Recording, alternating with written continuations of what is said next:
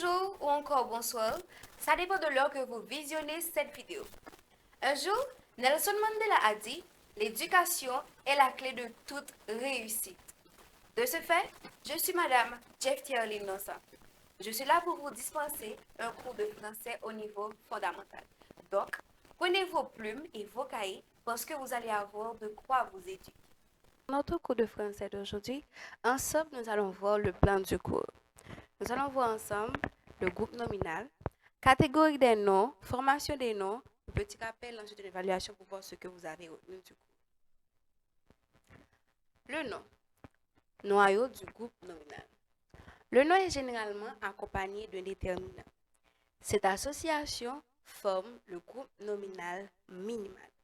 Le nom est le noyau du groupe nominal.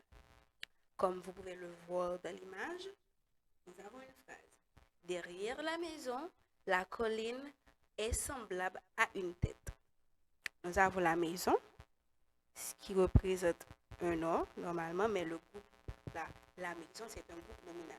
La colline, encore un groupe nominal, est semblable à ensuite une tête, c'est tout à fait le groupe nominal. Ce noyau peut être enrichi par des ajouts de toutes sortes. Les expansions du nom, encore adjectifs, épithètes, appositions, complément du nom, propositions subordonnées relatives. Nous avons par exemple des jardins de vivre. Nous avons des comme déterminant, jardin comme nom. Ensuite, expansion nous qui c'est des vivres. C'est ligne comme expansion qui c'est un complément du nom. Nous avons d'autres exemples. Par exemple, des ravinements étincelants. Nous avons des comme déterminant. Ensuite, ravinement comme nom. Ensuite, expansion qui c'est comme expansion étincelant qui c'est épithète. Ensuite, pour l'autre phrase encore, la colline qui est semblable à une tête domine la maison. Nous avons là comme déterminant, colline comme nom. Ensuite, comme extension comme subordonnée relative, nous avons qui est semblable à une tête. Ok. Le groupe nominal est parfois introduit par une préposition. Il prend alors le nom de groupe prépositionnel. Exemple, la colline est semblable à une tête de négresse. Le groupe nominal peut remplir des fonctions diverses dans la phrase. Ok, on va voir ici dans l'exemple. Nous avons les érosions ont saigné la terre jusqu'à l'os. Nous avons le groupe nominal sujet, les érosions. Ensuite, le groupe nominal, encore COD, la terre. Et nous avons un groupe nominal complément circonstanciel, qui c'est jusqu'à l'os. Nom commun et nom propre. Le nom commun s'applique à toutes les choses d'une catégorie. Exemple, la colline, l'os, les cheveux. Le nom désigne un individu. Le nom propre désigne un individu, un objet unique, un lieu. Il commence par une lettre majuscule. Le plus souvent, il est utilisé sans déterminant, sauf pour certains noms géographiques. Exemple, bien-aimé, Jacomé, le Canada.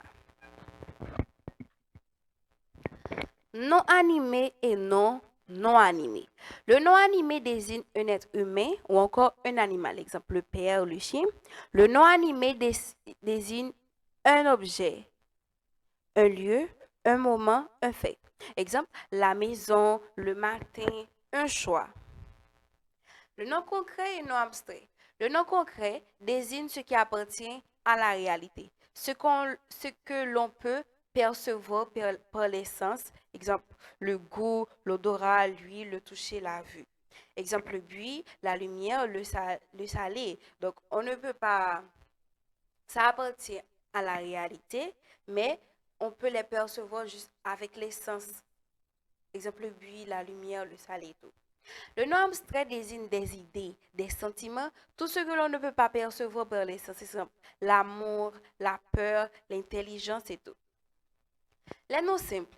Les noms simples peuvent être formés d'un verbe, d'un adjectif ou d'un autre auquel on a ajouté un préfixe ou encore un suffixe. Exemple, augmenter, augmentation, dépasser, dépassement. Ensuite, nous avons les noms composés.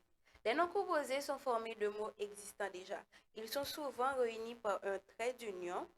On les reconnaît par leur sens qui est généralement différent de celui des mots qui les composent. Exemple, une pomme de terre, un petit-fils, un garde-manger, un passe-partout. Donc, non composé, on est formé avec mot qui existait déjà. Puis souvent, il y aurait avec un trait d'union.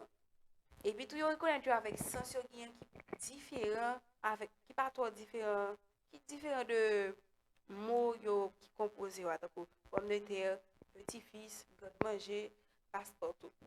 Ok, ensemble, nous sommes ouais, qui ça qui non non nominal et puis nous plus ou moins ouais, non abstrait non concret ensemble nous allons faire une évaluation pour nous ouais, qui sont songés dans toute cette sortie là. Premièrement, vous allez choisir la bonne réponse. Un nom est généralement accompagné de petit a, le verbe, petit b, le nom, petit c, le sujet. Un nom est généralement accompagné d'un. Oui, un nom est généralement accompagné d'un déterminant. Donc, il n'y avait aucune de ces réponses. Si vous avez suivi le cours, vous allez savoir que c'était d'un déterminant. Le nom est généralement accompagné d'un déterminant. Ok, deuxième question. Qu'est-ce qui est parfois introduit par une préposition? Nous avons premièrement le nom, deuxièmement le sujet et troisièmement le groupe nominal. Qu'est-ce qui est parfois introduit par une préposition? Oui, c'est ça. Le groupe nominal est parfois introduit par une préposition. Ok, troisième question. Le nom abstrait désigne, premièrement, la réalité, deuxièmement, des sentiments, petit c, un objet. Donc, le nom abstrait désigne quoi? Oui, le nom abstrait désigne des sentiments. Ok, quatrième question. Vrai ou faux? Les noms peuvent être formés d'un verbe. Oui, les noms peuvent être formés d'un verbe, d'un adjectif ou d'un autre nom. Les noms composés sont formés de mots qui n'existent pas. Est-ce vrai ou faux? C'est faux, parce que les noms composés sont formés de mots qui existent déjà. Merci d'avoir suivi ce cours avec nous. N'oubliez pas de liker, de partager, de vous abonner à la chaîne pour pouvoir avoir beaucoup plus de vidéos. Merci.